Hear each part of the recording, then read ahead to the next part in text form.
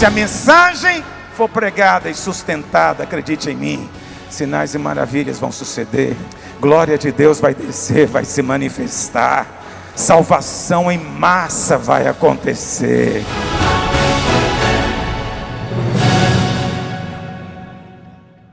Lá em Hebreus capítulo 2, verso 14. Visto, pois, que os filhos têm participação comum de carne e sangue, destes também esse ele aqui é o Senhor Jesus, igualmente participou, ou seja, ele se fez gente como nós. Por isso ele é um sumo sacerdote capaz de se compadecer de cada um de nós. Disso igualmente ele participou, para que por sua morte destruísse aquele que tem o poder da morte, a saber, o diabo. Por sua morte ele destruiu aquele que tinha o poder da morte. Satanás tentou matar Jesus de todas as maneiras. Uma ocasião, depois dele pregar, o povo foi para cima dele e queria jogar ele de cima de um penhasco, de um precipício. Hoje, quando nós vamos a Israel, tem lá um local para a gente poder pregar de frente desse precipício. A Bíblia fala que ele se livrou deles. O diabo queria e achava que a vitória é a morte, porque essa é a arma do diabo. Mas por ocasião da última ceia, o Senhor fez uma aliança com o homem. E pelas cláusulas da aliança, tudo se torna em comum. Quando ele partiu o pão e bebeu o cálice, e assim deu a seus discípulos, naquele momento aqueles discípulos representavam todos nós. E o Senhor Jesus então pegou tudo que era nosso, para que hoje possamos ter tudo que é dele. Nosso era o pecado, dele era a justiça.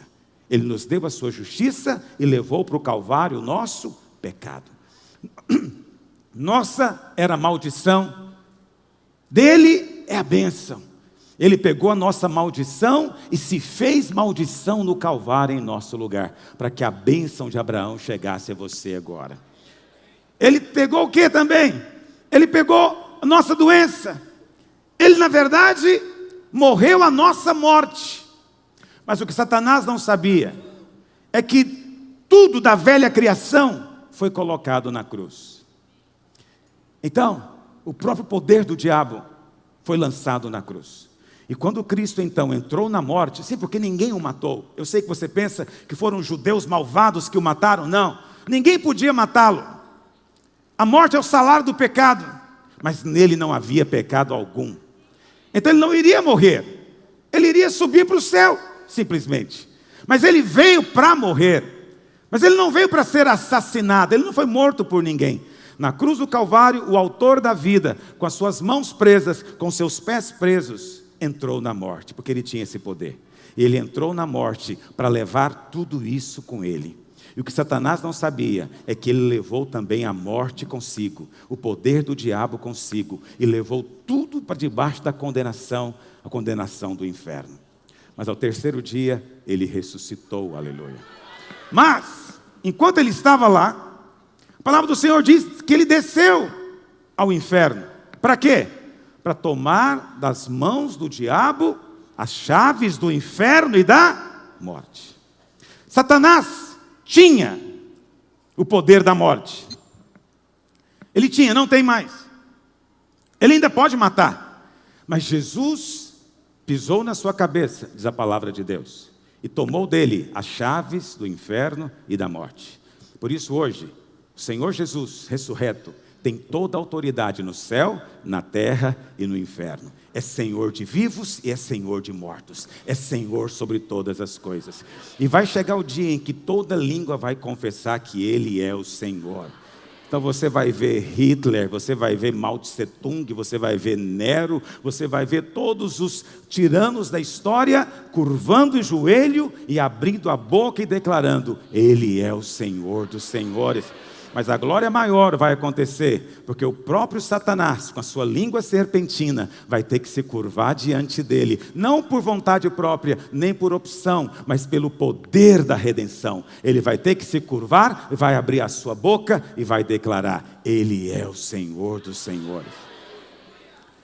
Cristo então, o Senhor Jesus, destruiu aquele que tem o poder da morte. Presta atenção, você não morre mais realmente. Jesus diz que quem crê nele, já passou da morte para a vida. Isso significa que você já tem uma outra vida. O seu corpo, que é a casa onde você vive aqui, ele vai passar. Mas você não vai de fato morrer. Você vai apenas ser transferido para a presença de Deus da glória. Amém, irmão? Você não deve falar em termos de morte. O Novo Testamento nunca diz que um crente morreu. Sempre diz, no máximo, que ele dormiu. Ok? Ainda que ele não está dormindo. Apenas o sono é um símbolo da nossa morte momentânea. Mas, na verdade, nós não morremos mais. A Bíblia fala, então, que o Senhor destruiu. Esse verbo destruir aqui não significa aniquilar. Não significa deixar de existir. Estão compreendendo, irmãos? Significa que ele desarmou. Ele tirou o poder. Entendeu? É como aquela serpente que antes picava e te envenenava. Mas agora ela pica, mas não tem poder mais nenhum sobre você. Então olha para cá. O diabo ainda pode matar? Pode, porque Jesus disse que ele veio para matar, roubar e destruir. Mas ele não pode matar mais um crente. Um crente ele não pode tocar. Eu não estou falando membro de igreja, ok? Estou falando de gente nascida de novo. Gente que recebeu o Espírito de Deus dentro de si, que foi gerado pela divina semente. O diabo não toca você mais. Não existe esse negócio de crente nascido de novo, possesso. O diabo não tem mais poder sobre a sua vida. Entende o que eu estou dizendo? Agora, lá fora eu não digo nada. Lá fora tem pessoas possessas. Lá fora tem pessoas que morrem antes da hora. Lá fora acontece de tudo, ok? Mas sobre nós, aquele que antes tinha o poder da morte, foi destruído. E agora está debaixo dos pés da igreja. Amém, irmãos? Verso 15. Dessa maneira, Cristo, ao morrer na cruz, tirando o poder do diabo, poder da morte, ele livrou todos que, pelo pavor da morte, estavam sujeitos à escravidão por toda a vida. Olha para cá. Aqui está dizendo que nós fomos livrados da escravidão. Quantos creem que foram livrados da escravidão? Você foi livrado. Qual que é a maneira como o diabo escraviza? O texto aqui explica como isso acontece.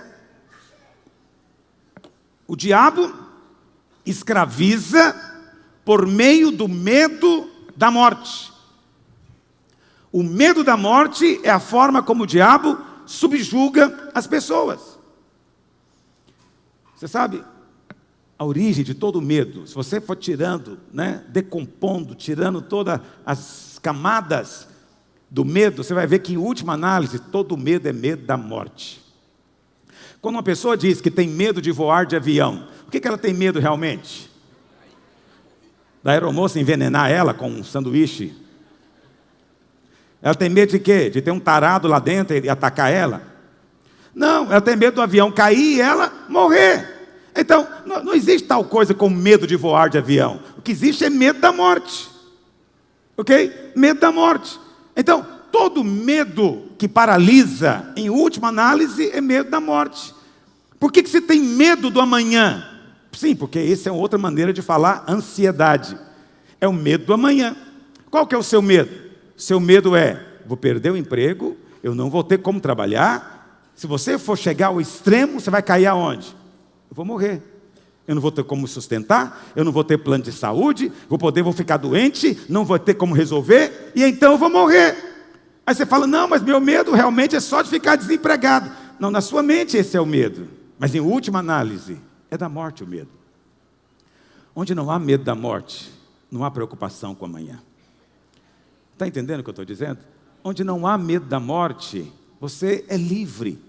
Então a maneira como o diabo escraviza é com medo da morte.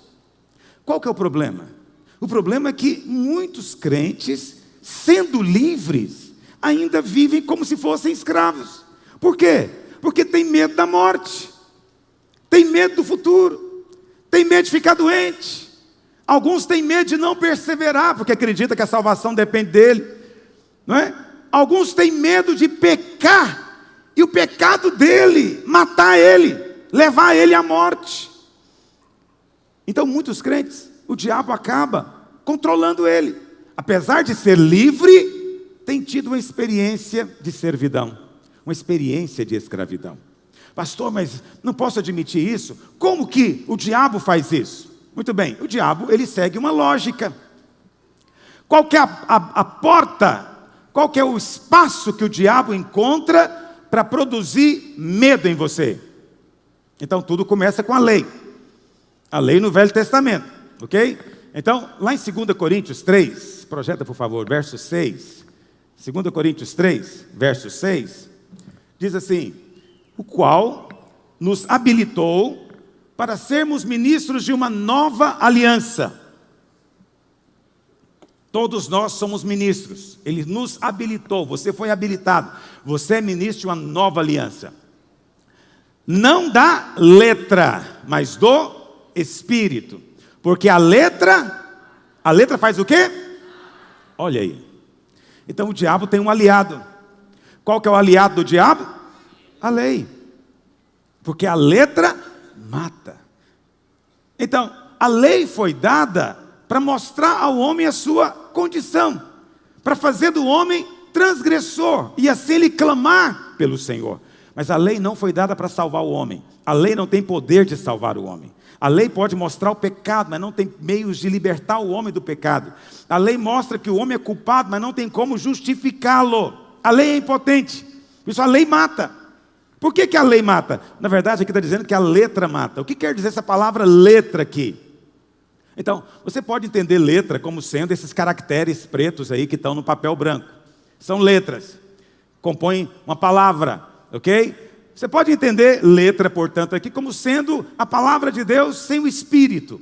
A palavra escrita sem a inspiração do Espírito. Isso também é verdade. Mas eu vou te dizer que há um outro sentido mais provável dessa palavra, que inclusive ainda existe em português. Por exemplo, quando você... Eu sei que alguns irmãos às vezes já ouviram falar disso, né? Você pode aplicar no Tesouro Nacional. Quando você aplica no Tesouro Nacional, o que o Tesouro te dá? Letras. Olha que coisa. São chamadas de letras do Tesouro Nacional, LTN. Você aplica em letras do Tesouro Nacional. O que é uma letra do Tesouro Nacional? É o seguinte, você chega, eu não sei se você faz pessoalmente ou pela internet, mas você dá R$1.000 para o governo, e o governo te manda um papel escrito letra do Tesouro Nacional, com o valor de R$1.000, onde o governo se compromete a te pagar aquela dívida, tem um prazo e um juro. Então, você virou credor do governo, e o governo agora está devendo para você. Então, quem está o credor, ele tem uma letra. A letra, portanto, ela é o quê? Uma duplicata, uma promissória. Entendeu? Que você agora tem contra aquela pessoa. Quantos estão compreendendo o que eu estou dizendo? Então, raramente as pessoas leem nesse sentido. Mas é isso que está dizendo, olha. Somos ministros da nova aliança. A nova aliança não é da letra. O que é a letra? Duplicata, promissória, cobrança, dívida. Quantos estão compreendendo? Então, na nova aliança, não há mais dívida. Por que não há mais dívida? Porque todas as dívidas foram pagas. Colossenses 2 diz que todo escrito de dívida é letra. Entendeu? Todo escrito de dívida contra você foi cancelado. Se no céu tinha lá promissórias contra você, todas estão carimbadas agora. Pago, PG, tem um X na frente, não pode mais ser cobrado. Se você tem recebido cobrança, não vem do céu. Está entendendo? Essa irmãzinha, ou irmãozinho, não sei, que falou aqui que sente uma voz falando bem profundamente que ela é hipócrita. Essa voz não é voz de anjo, não é voz do Espírito, não procede de Deus, porque está te cobrando uma dívida que você não deve mais. Você tem que contar para ele agora. Está pago. Mostra o Calvário para ele. Está pago. Amém, irmão? Então veja. Mas quando você aceita que tem a letra contra você? Então você fala, de fato eu devo. De fato eu devo. Quando você recusa crer no pagamento da cruz e diz que deve, essa duplicata, essa letra, essa promissória, diz a Bíblia, vai matar você. Mata você. E se o ministério da morte, olha como é que Paulo está chamando a lei. No verso 6 ele diz que fomos habilitados para ser ministro de uma nova aliança. Então ele diz que a nova aliança é um ministério do Espírito que dá vida. Mas o verso 7 ele diz que a lei é um ministério de morte. Meu Deus do céu. Por que ela é ministério de morte? Então, ela foi gravada com letras em... Presta atenção. Foi gravada com letras em pedras. Qual parte da lei que foi gravada em pedras? Os mandamentos. Paulo está dizendo que os mandamentos é uma duplicata contra você. É uma promissória contra você. Por isso que Paulo diz em Colossenses que também os mandamentos foram cravados na cruz. As ordenanças também foram cravadas na cruz, porque elas nos eram prejudiciais. Por que era prejudicial?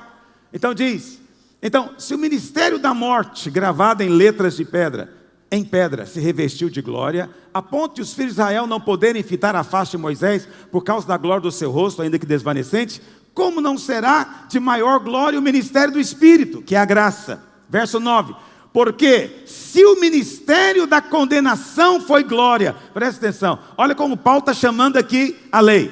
Primeiro ele diz que é o ministério de morte, entendeu? É o ministério da letra, e agora ele fala que é o ministério da condenação.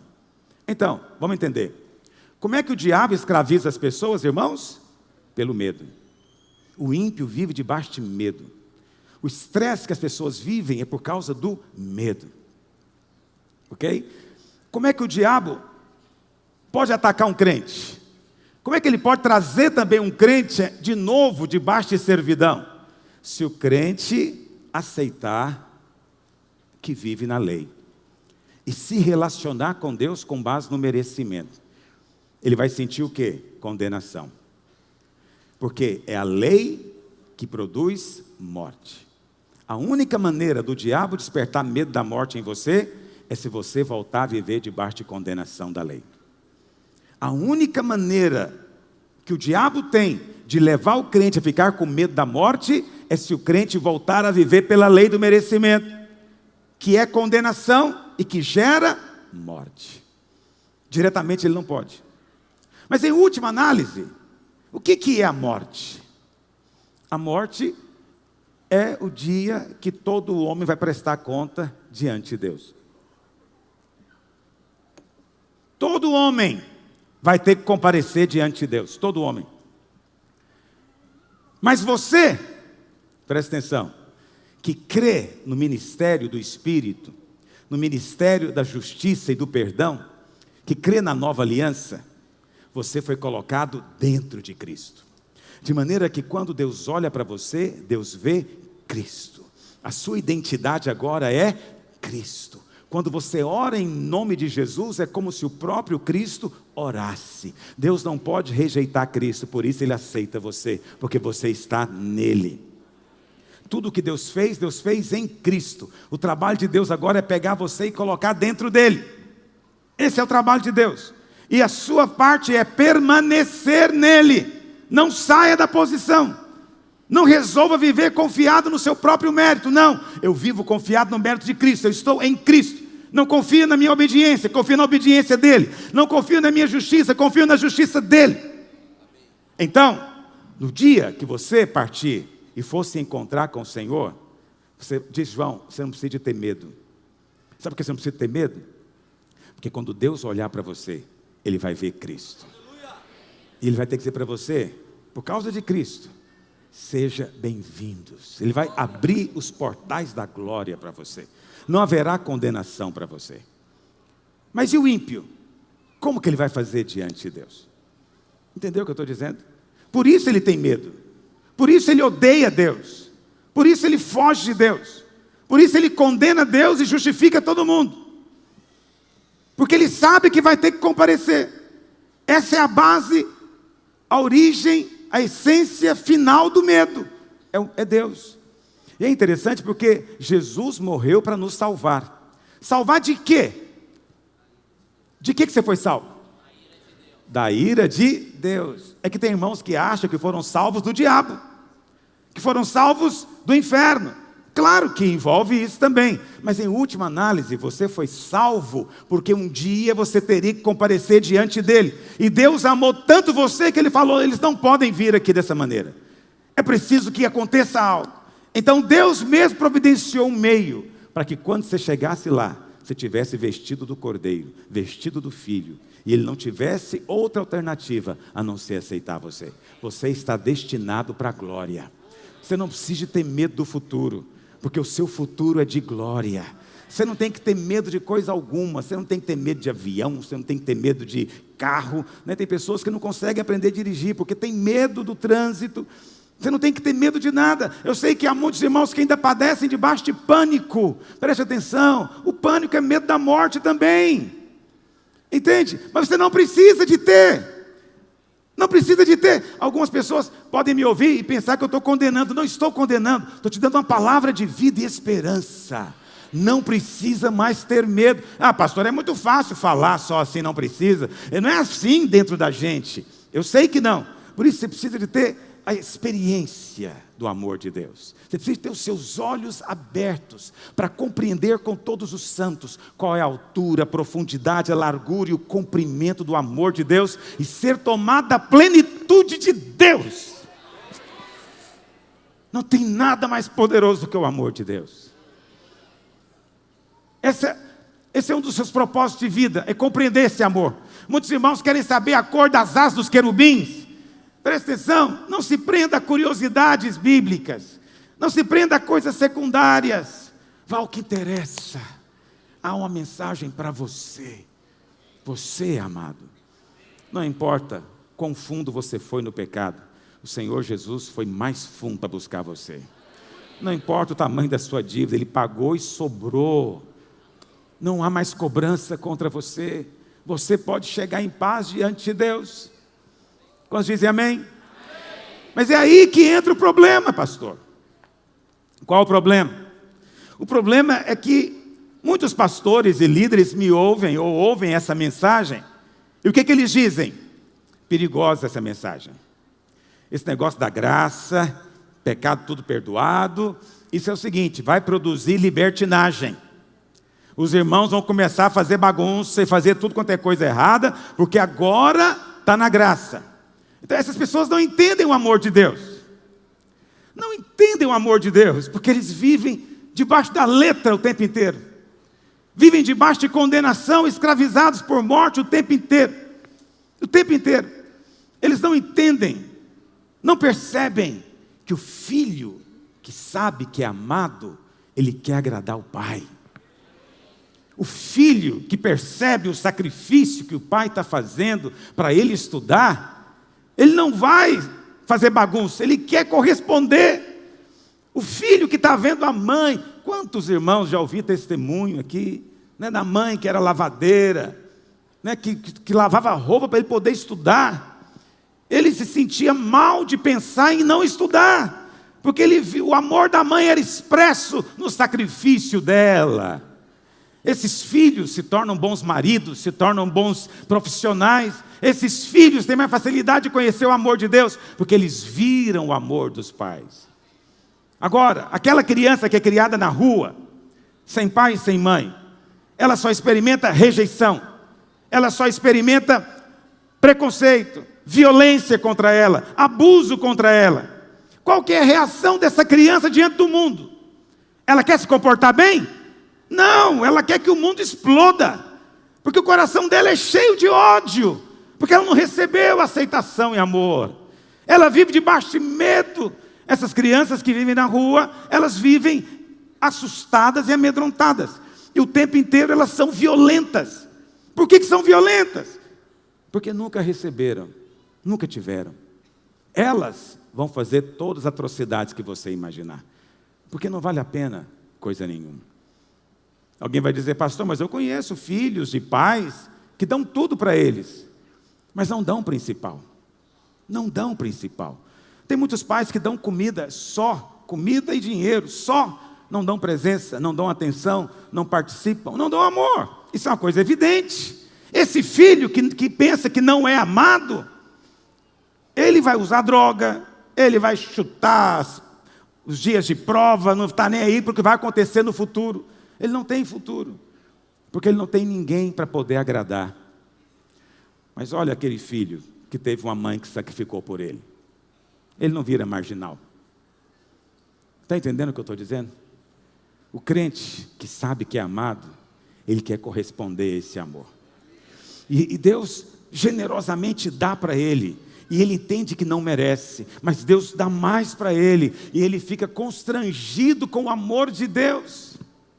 E pessoas ao redor dele invejam tanto que ele é abençoado. Ele nem entende porque é tão abençoado, mas ele se sente constrangido. Ele quer corresponder, ele não quer magoar, ele não quer ofender, entendeu? Ele não quer desonrar, pelo contrário, ele quer corresponder. Mas muitos acreditam que falar do amor de Deus é coisa de novo convertido. Você prega isso lá fora, na igreja não, tem que pregar a lei para equilibrar a graça. É isso que eles dizem. E como é que eles fazem isso? Ameaçando os crentes. Olha para cá. Eu disse para você que a maneira como o diabo, Hebreus 2, 14 e 15, a maneira como o diabo escraviza é através do? Então o medo é a estratégia satânica, concorda comigo? A maneira como o diabo manipula todo mundo é pelo medo. Todo tirano controla as pessoas pelo medo. O medo é a arma dos poderosos deste mundo. Medo. O diabo ameaça o tempo inteiro, porque é pelo medo que ele controla. Eu pergunto para você, Deus vai usar a mesma estratégia do diabo? Deus vai edificar a sua igreja através do medo? Ele vai produzir fidelidade em você pelo medo? Não. 1000 vezes não, irmãos. O medo é a estratégia do outro. O nosso Deus nunca vai atrair você pelo medo. Nunca. Nunca. Na verdade, Deus odeia o medo. O medo é o inimigo de Deus. Deus faz tudo para livrar você dele. Mas alguns pastores e líderes acreditam que tem que ter medo, porque eles acreditam que temor de Deus é medo de Deus. Não pode ser. Olha para cá. A sua tendência é odiar aquilo que você tem medo. Se você tem medo de cobra, você odeia as cobras, você não ama elas. Se você tem medo de uma pessoa, você odeia aquela pessoa. Entende o que eu estou dizendo? Medo não produz amor. Mas o cristianismo é uma questão de amar. Mas antes de amar, de saber que é amado. Então o que esses pastores fazem? Ameaçam. Olha, você vai pecar. E quando você pecar, o seu pecado vai te achar. Você está achando que você pecou há 30 anos atrás, Deus esqueceu? Uma hora dessa você vai descobrir o que aconteceu. Então tem gente que está com medo de pecado que aconteceu há 30, 40 anos atrás. Tem gente que tem certeza que ele vai colher no casamento o que ele semeou na solteirice. Tem gente que tem certeza que tudo que ele aprontou, alguma hora Deus vai vir cobrar dele.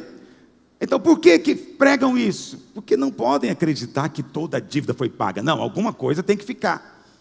Não, está tudo pago. Não há nada contra você. Mas em última análise, filho, olha para cá. Todas as vezes que um líder prega condenação, em última análise ele está pregando o medo da morte. E invariavelmente, você deve estar pensando, pastor, mas aqui na apostila está falando, aqui na revista está falando sobre Ananias e Safira. Agora eu vou começar a pregação.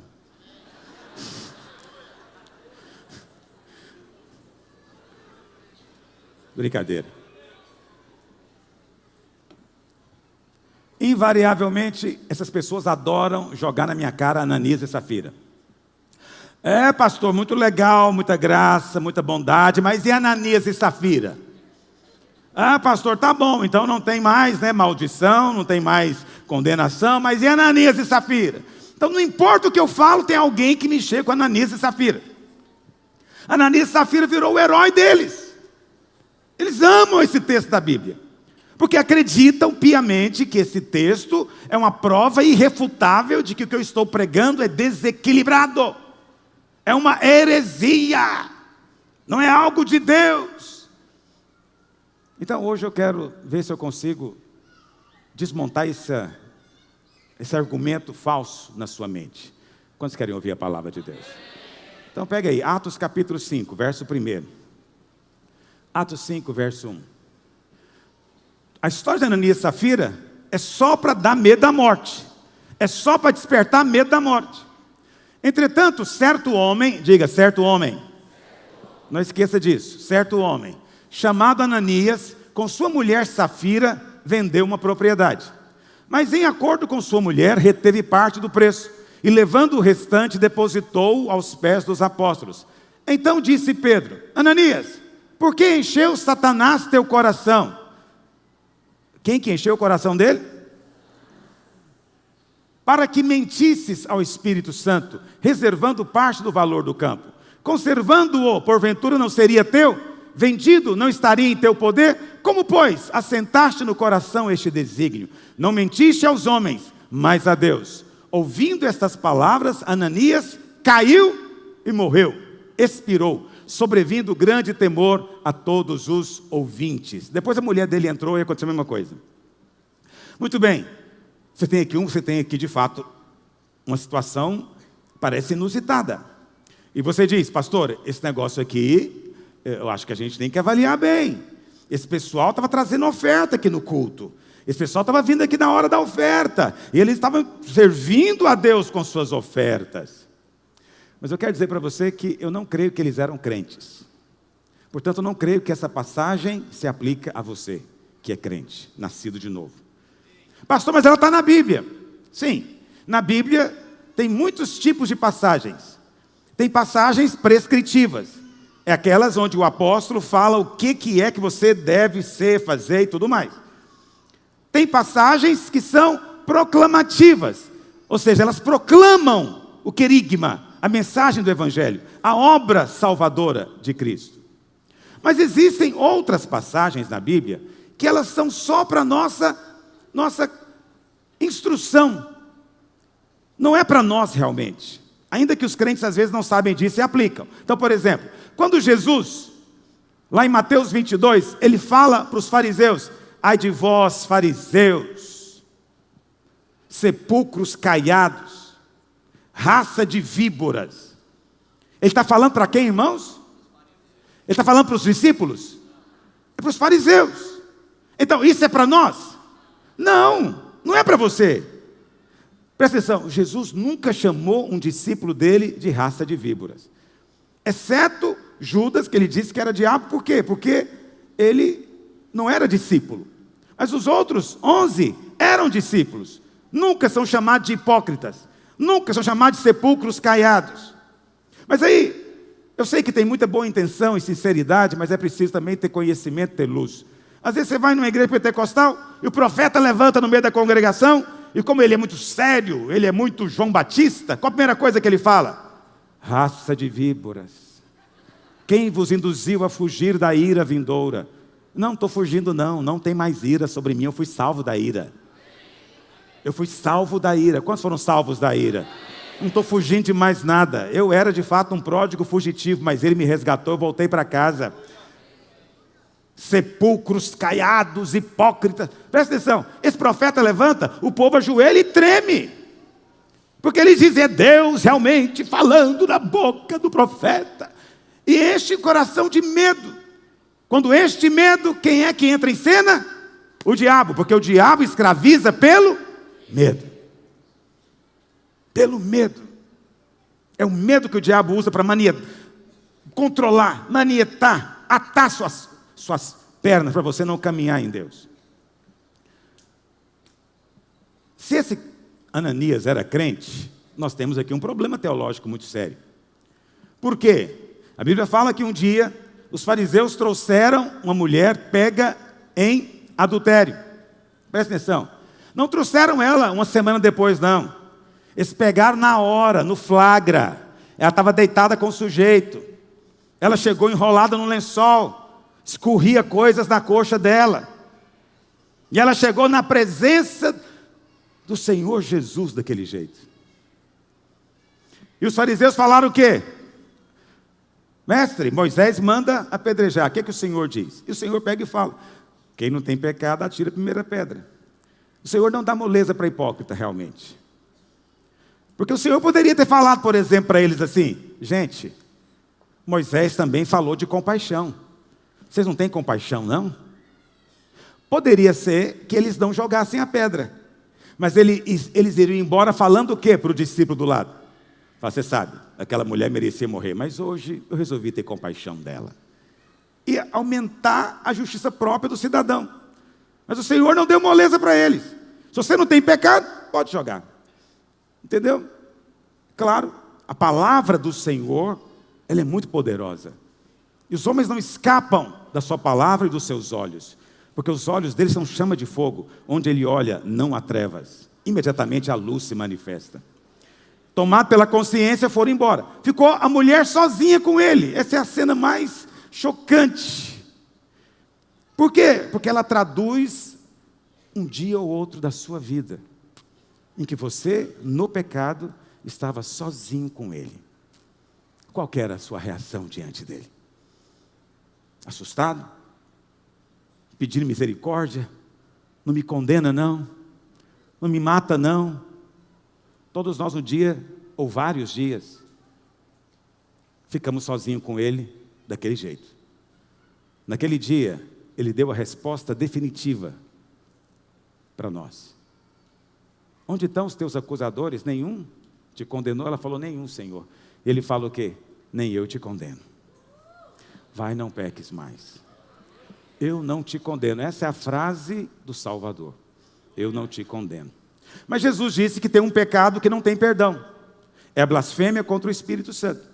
Mas esse pecado não se aplica a você. Crentes não cometem esse pecado. Muitos irmãos me procuram, falam: pastor, será que eu cometi esse pecado? Eu estava no culto orando e me veio cenas horrorosas na mente.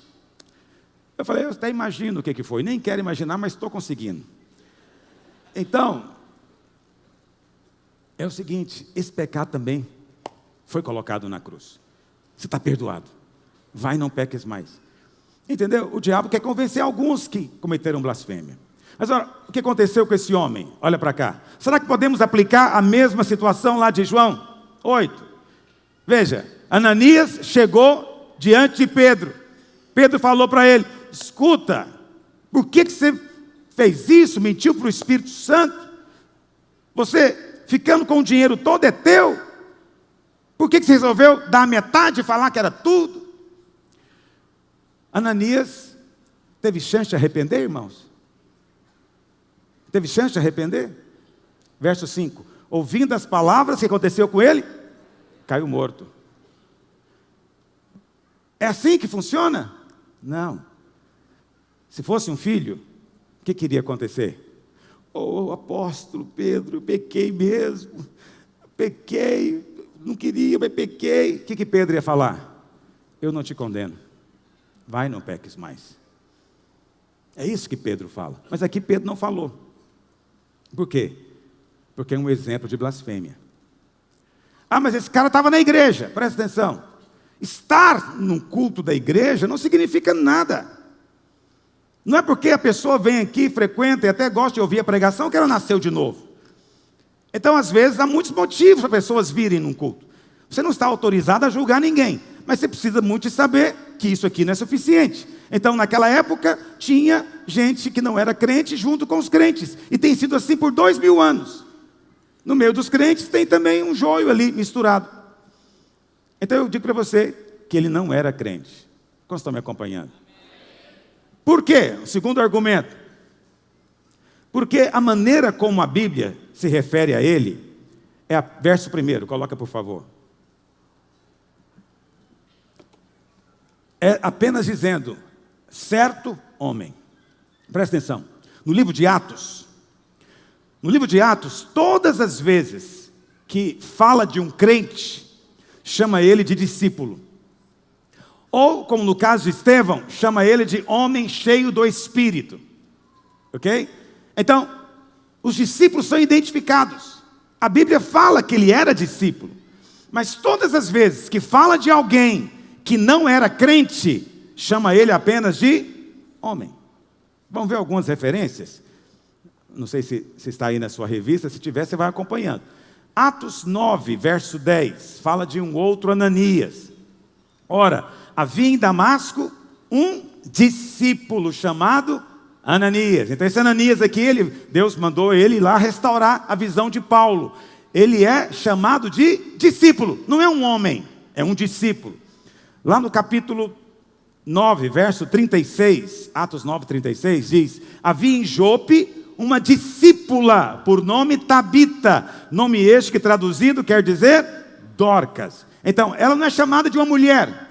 Lá não diz, havia uma mulher em Jope, lá diz, em Jope tinha uma discípula. Depois lá em Atos 16, verso 1, diz assim, Atos 16, 1, chegou também a Derbe, Paulo chegou a Derbe e a Listra, e havia ali um homem, irmãos, não, um discípulo chamado Timóteo, filho de uma judia crente de pai grego. Timóteo é crente, então ele é chamado de discípulo, amém? Lá em Atos 21, verso 16, Atos 21, 16, diz assim, e alguns dos discípulos também vieram de Cesareia, olha, alguns dos discípulos vieram de Cesareia conosco, trazendo consigo Minasson, natural de Chipre. Esse Minasson era um velho discípulo, com quem nos deveríamos hospedar. Então havia discípulos, discípulas e haviam até velhos discípulos. Então todo crente em Atos é chamado de discípulo ou é chamado de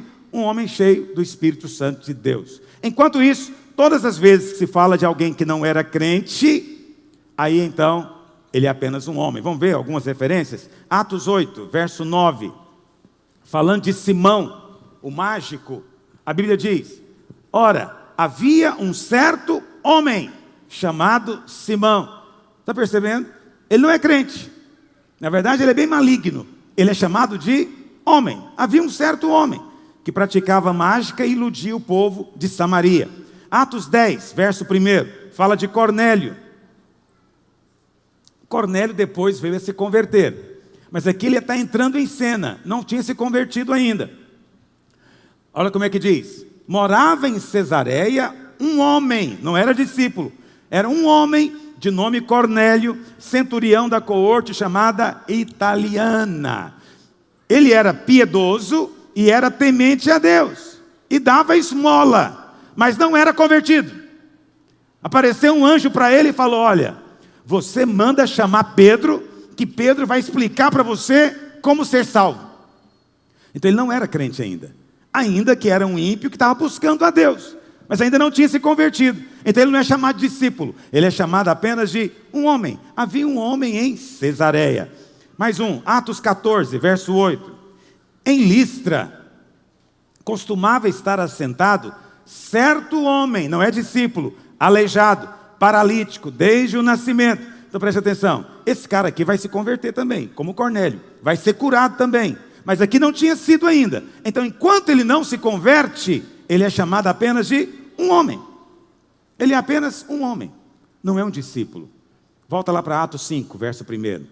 Quando a Bíblia vai falar de Ananias e Safira, ela diz, entretanto, certo homem, com a sua mulher. Significa que eles são descritos do mesmo jeito que os outros que não são crentes. Portanto, para mim, essa é uma evidência. Ok? Eu no passado cheguei a cogitar a possibilidade de que eles poderiam ser crentes derrotados. Mas hoje eu descartei essa possibilidade por causa da maneira como eles são descritos.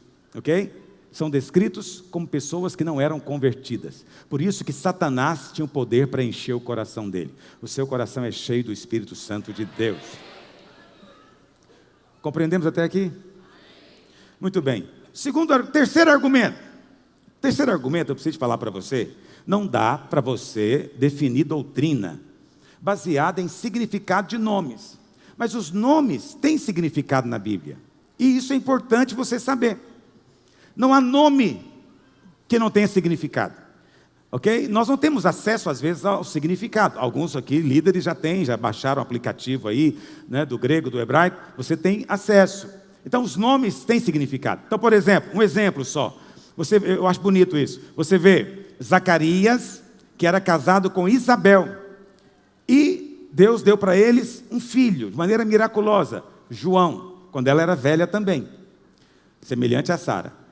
Agora, o significado dos nomes. Zacarias, todo nome que tem Iá, ou Ió, é porque tem o nome de Deus, Jeová, nele. Então, é Isaías, Zacarias, Malaquias, tudo isso tem Jeová no meio, ou pelo menos no fim do nome. Às vezes é no começo, ok? Também El ou Eli. Eli, por exemplo, Jesus na cruz clamou, Eli, Eli, lama sabachthani. Eli é Deus, ok? Deus, simplesmente. Mas a maneira de eles colocar no nome é apenas com El. Todo nome que tem El tem a palavra Deus. Então Ezequiel, Joel, Gabriel, Miguel, tem Deus na palavra. Estão entendendo o que eu estou dizendo? Muito bem. Zacarias significa o quê? Jeová se lembra. Jeová se lembra. Sua esposa, Isabel, o nome dela no original, Elishevet, significa o quê? Promessa de Deus. Promessa de Deus, aliança. E João, Yohanan. Io, te falei, significa Jeová. Hanan, de onde vem a palavra Ana também, significa graça. Ok? Então, João, Yohanan, significa Jeová é gracioso, ou graça de Jeová. Quando você junta os três nomes, você tem a história acontecendo. Zacarias, Deus se lembra. Isabel, da sua promessa, e então enviou João a sua graça. Essa é a história do Evangelho, com três nomes. O mesmo acontece com relação ao nome Ananias. É interessante que Ananias tem o mesmo significado de João. Qual que é a diferença? É que João é Yohanan. O Io, né? Ou Iá, vem no começo do nome. Ananias é Hananiah. Significa que é o Iá no final. Mas o Hanan está ali. Então, João, Jeová é gracioso. Ananias é graça de Jeová. É o mesmo significado. É interessante porque lá em Atos 8, que eu li com os irmãos, acho que foi o primeiro versículo que eu li com vocês, Atos 9, verso 10. A palavra de Deus diz que Paulo teve um encontro com Deus, nesse encontro ele ficou cego. Deus então chama um discípulo chamado, qual o nome dele? Ananias, que significa o quê? Graça de Deus, graça de Jeová, graça de Deus.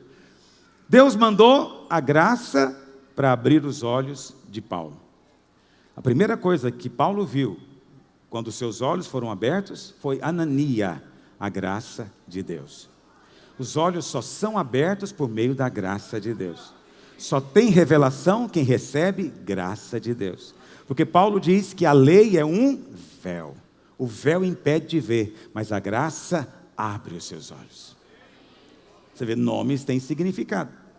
Aí você fala, pastor, mas então, lá diz que era Ananias e Safira. Então, Ananias significa graça de Deus. Safira, se você for olhar no dicionário, é Safira mesmo. É uma palavra igual no original. Porque Safira é uma pedra. Mas naquela época também era chamado de lápis lazuli. Eu não sei quantos conhecem de mineralogia. É uma pedra azul.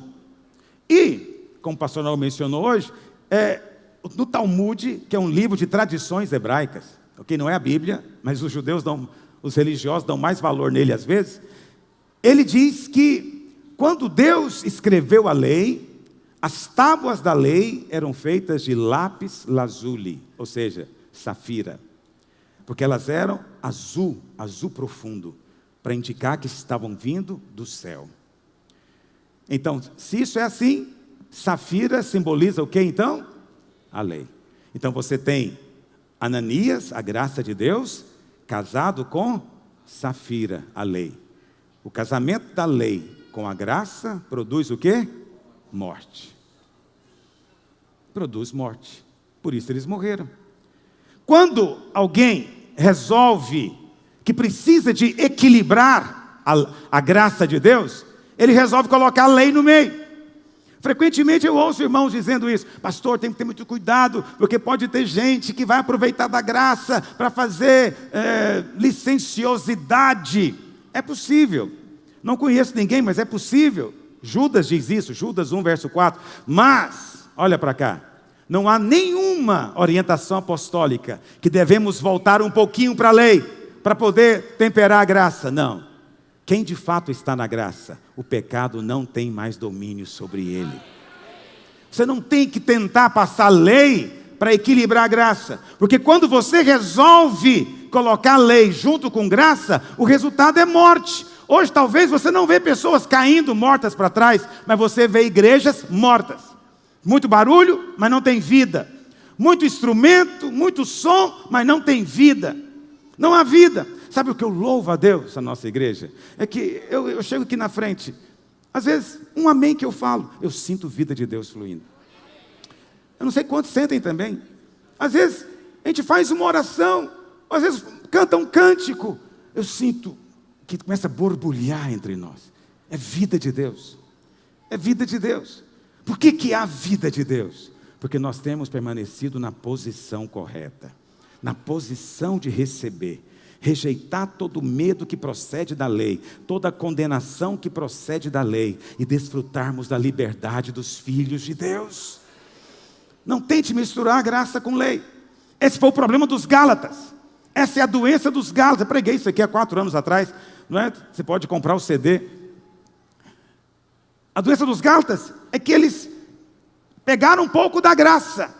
Eles creram em Jesus como Salvador, mas depois resolveram se santificar pela lei. Presta atenção, a maior parte das igrejas hoje, legalistas, não são 100% legalistas. Dificilmente você vai encontrar uma igreja que prega só Moisés. Toda igreja, para se dizer evangélica, ela tem que crer que a salvação é de graça. Não envolve obra, penitência, não envolve nada, é só graça. Senão não é evangélico. Toda igreja evangélica crê que a salvação é de graça, é verdade ou não é? Qual que é o problema? A maioria delas crê que depois que é salvo, a coisa agora é por sua conta. Você foi salvo pela graça, mas agora se vira, meu filho. Espero que você consiga terminar para ser salvo. Porque eles também creem o seguinte: foi salvo pela graça, mas você mantém a salvação pela lei.